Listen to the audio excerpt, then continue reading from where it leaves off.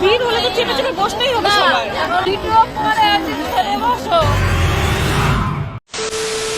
কাদা, আমি এর মধ্যে বেরোলাম, প্রচন্ড কাদা। আমার হচ্ছে ইন্ট্রোটা নিতে একদমই মনে ছিল না, টাইম ছিল না, যেহেতু আমি সচরাচর লেট করি। পাকু আমাকে বকা দিচ্ছিল। যাই হোক, আর আজকে বিপত্তারিণীমার পুজো দিতে যাচ্ছি, কি করি না করি দেখতে থাকো। চলো যাই, ও চলে এসছে, আমাকে বকা দিচ্ছে। সত্যি বলতে এত জল কাজে তো শাড়ি পরাই যায় না। আর ওই যে দাঁড়িয়ে আছে, আমি তো চলে এসেছি টুকটুক করতে করতে, এমনি লেট করেছি, বকা খেয়েছি ওর কাছে। আর এত কাদা জলের মধ্যে না না হাঁটতে পারছি না শাড়ি সামলাতে পারছি। যাই হোক, শোচনীয় অবস্থা আমাদের বগুলার, প্রচণ্ড কাদা, অবস্থা খারাপ। তারপরে নিতে চলে এসেছিলাম 5 ফল। বিপত্তারিণী মায়ের পুজোতে হচ্ছে 13টা ফলও নেওয়া যায়, 5 ফলও নেওয়া যায়, যারা যেমন নেয়। আমি 5 ফলটাই নিয়েছি, আমি আর পাকু। এটা 20 টাকা, ওটা 40 টাকা, 2 টাকা দেবো মানে। তো আমরা আজকে যাচ্ছি বিপত্তারিণী পুজো দিতে দুজন মিলে। প্রচন্ড কাদা, শাড়ি তো উঁচু করে যাচ্ছিল। আমাদের সাদা শাড়ি না নেওয়া হয়ে গেছে। আর আমরা এটাই বলছিলাম যে জানোই সবাই যে পুজোর কাছে সচরাচর মানে যেই জিনিসের দাম হচ্ছে 10 টাকা, সেই জিনিসের দাম মানে 40-50 টাকা নিয়ে নেয়। তো এক জায়গায় বিক্রি করছে 13টা ফল 80 টাকা, এক জায়গায় 13টা ফল 50 টাকা। তাহলে তোমরাই ভাবো।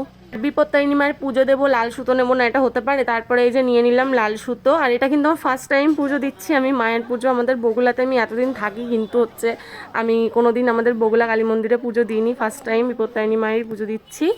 আর এই যে সব নিয়ে কমপ্লিট করে মিষ্টি ফিষ্টি নিয়ে চলে এসেছি। এতটা ভিড় হলে তো চেপে চেপে বসতেই হবে সবার।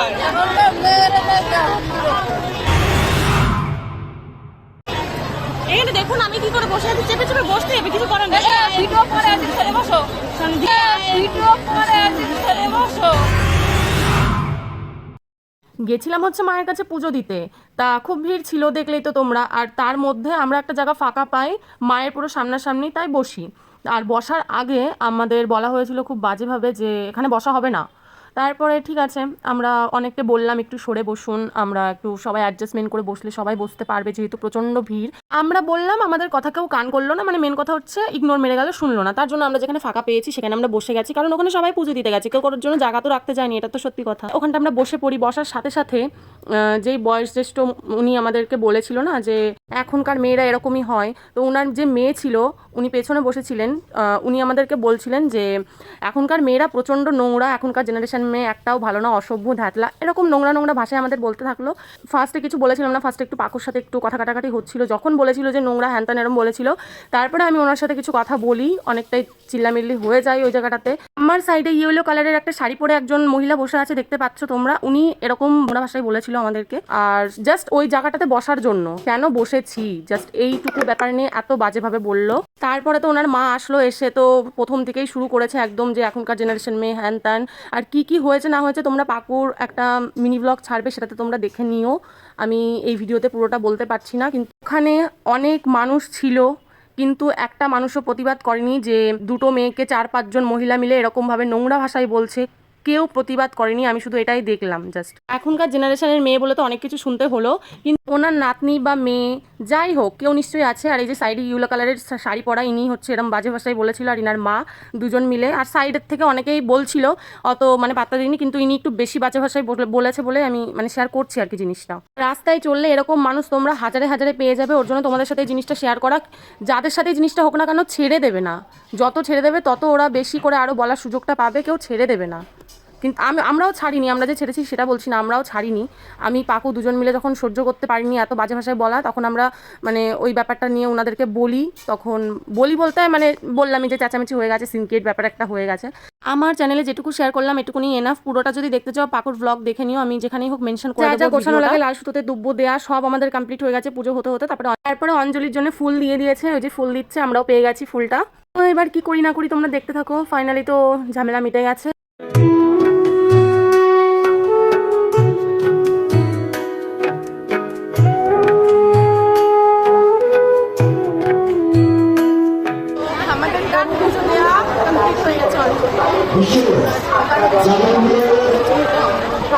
যেই লাল সুতোগুলো দুব্বো দেওয়া ছিল সেগুলোই বিপত্তারিণী মায়ের কাছে ছোঁয়ানোর জন্য। এটা লাইন এত বড়, আর আমাদের সব অলরেডি কমপ্লিট হয়ে গেছে।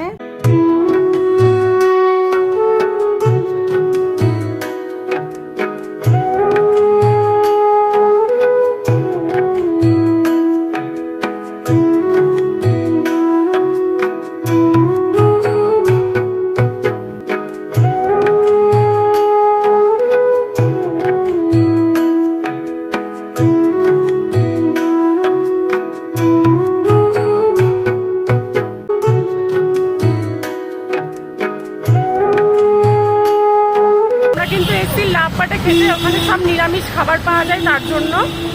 তো লাফাচ্ছি তো তোমার সাথে শেয়ার করেছি। আর কাদা দাঁড়াও দেখাই। আজকে ভেবেছিলাম যে অন্য একটা কিছু ট্রাই করবো। আগের দিন যেহেতু পিৎজাটা ট্রাই করেছিলাম আমরা, ওটা হচ্ছে পাকুড়। মেন কথা প্রচণ্ড ভালো লেগেছিলো আর আমারও ভালো লেগেছিলো, যেহেতু ফ্রেশ ছিল। তোমাদেরকে তো শেয়ার করেছি যে সব ফ্রেশ বানিয়ে দেয়, তার জন্য আজকে ভাবলাম আগের দিন কর্ন পিৎজা ট্রাই করেছি, আজকে পানিরটা নিই। তো পানির পিৎজা ট্রাই করলাম। তোমরা কারা কারা লাভ বার্ডসে গেছো অবশ্যই আমাকে কমেন্টে জানিও।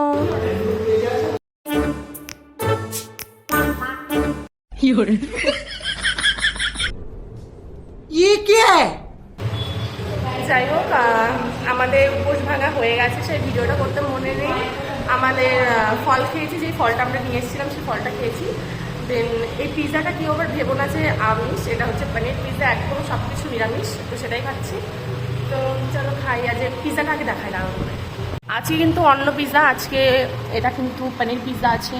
আগের দিন ভেজ, হ্যাঁ পুরোটাই কিন্তু ভেজ। খাওয়া দাওয়া সব কমপ্লিট হয়ে গেছে।